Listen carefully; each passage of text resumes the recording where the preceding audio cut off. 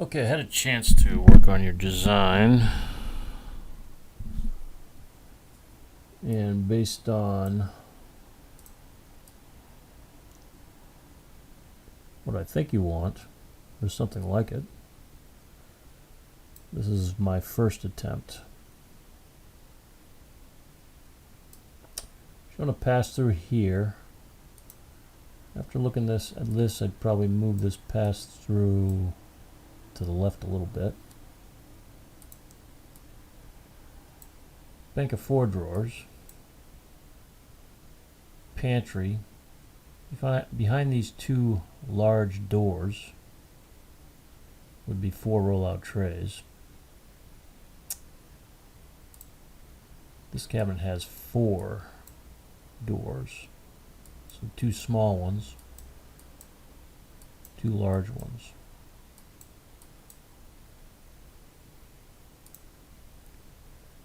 Cabinet over the refrigerator with a panel, giving the refrigerator more of a built-in look. As you can see, we've tucked that into the wall there. This is what they call a transition cabinet. It's just a cabinet with a shelf in it. The reason why I put that there, because I want to give this door some swinging room.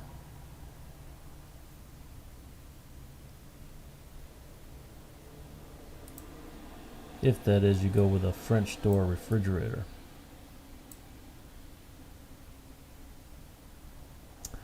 Bank of 3 drawers, single cabinet, stove, microwave, cabinet above the microwave, another cabinet. This cabinet is the same width as this cabinet. If you want me to fill in this space, I can. But I also don't want this cabinet, whatever I put there, to conflict with this door, the refrigerator door. So I decided not to put any cabinet there. This is a 12-inch wide cabinet with a drawer. You'd probably put cookie sheets on a vertical here.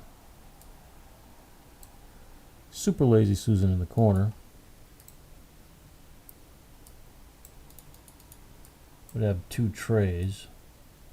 These trays spin independently of each other.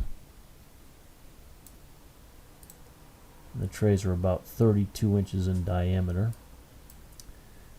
This corner cabinet here, they call this an easy reach cabinet. I'm thinking you might want glass in the corner. I think there was a note about glass. So I'm going to pause the video. Okay, magically, I've changed the diagonal wall cabinet so it has glass in it.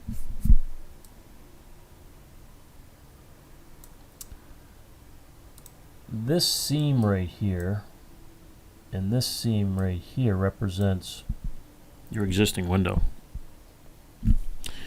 which is 60 inches wide. My notes indicate you wanted to shrink the window, so I've shrunk the window to an overall 44 inches wide. Generally, windows would be around 38 inches tall. That's with the trim. You can make it larger because I got about 8 inches of space here, and I got about 8 inches of space here. So if you want to make the window a little larger, I think I would make it a little larger. Just to narrow down that space, probably make it another. So if it's 44 now, with the trim, you could easily make it 50 with a trim.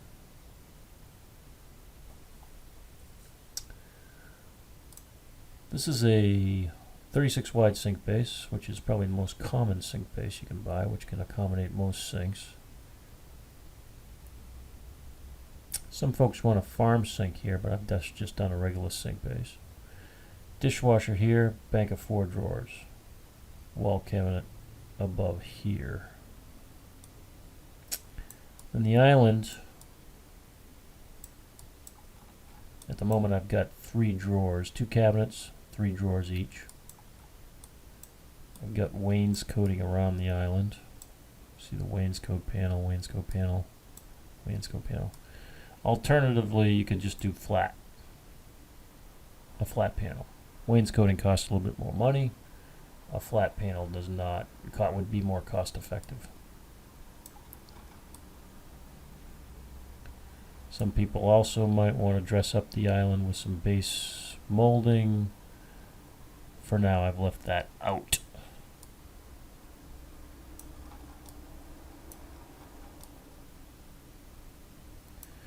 Another item some people want is molding on the bottom of the cabinet. Bottom of the wall cabinet, that is.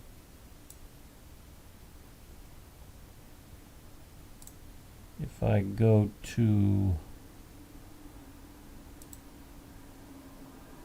color mode,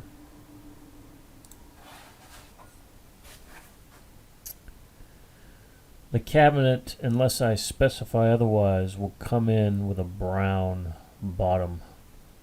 It would be an unmatching bottom. Sometimes that people don't like that, so they do either the under cabinet molding or they ask me to finish the bottom of this cabinet with some paneling of some sort. But the under cabinet lighting might be a good idea only because if you want under cabinet lighting. Now, just to confuse things, when I do glass here, they're going to finish the interior so it looks like the exterior, and generally speaking, the bottom ends up getting finished too. So maybe a simple way to do this is I could finish the interior on 3 other cabinets, but that's open for debate.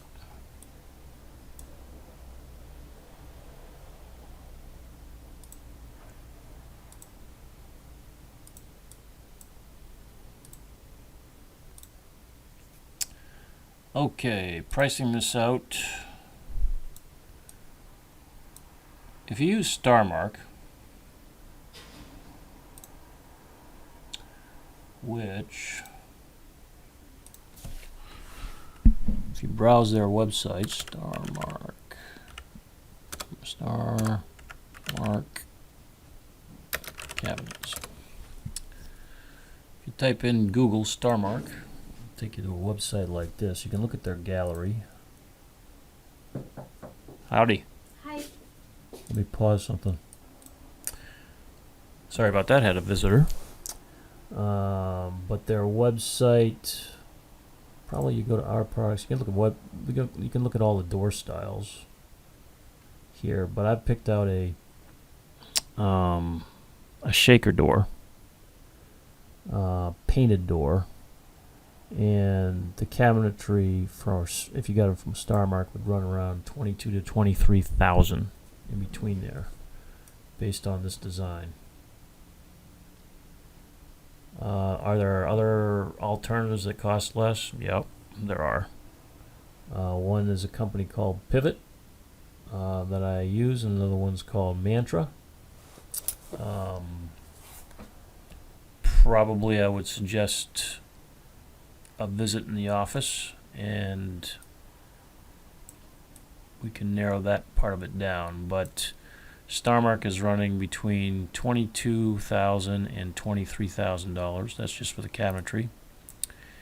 Installing the cabinets. Just installing, nothing to do with room prep or anything like removing your old. So just installing the cabinets, I would probably be in the $4,000 range.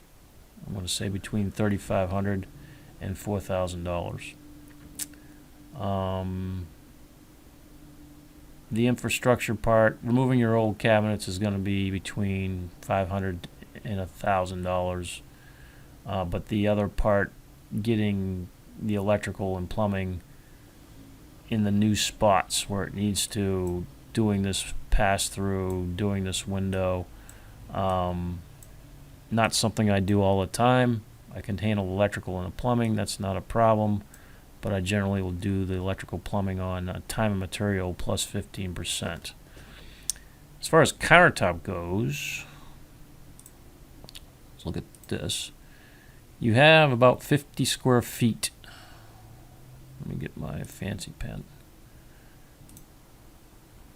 You have about 50 square feet of countertop. Then you have another 7.6 feet of backsplash if you want a backsplash. These numbers are rough estimates. Rough estimates.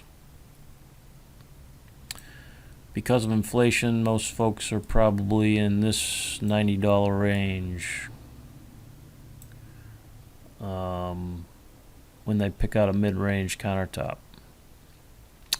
But I would need to know a specific color to give you a specific price I can commit to. So that's basically the executive summary of this design.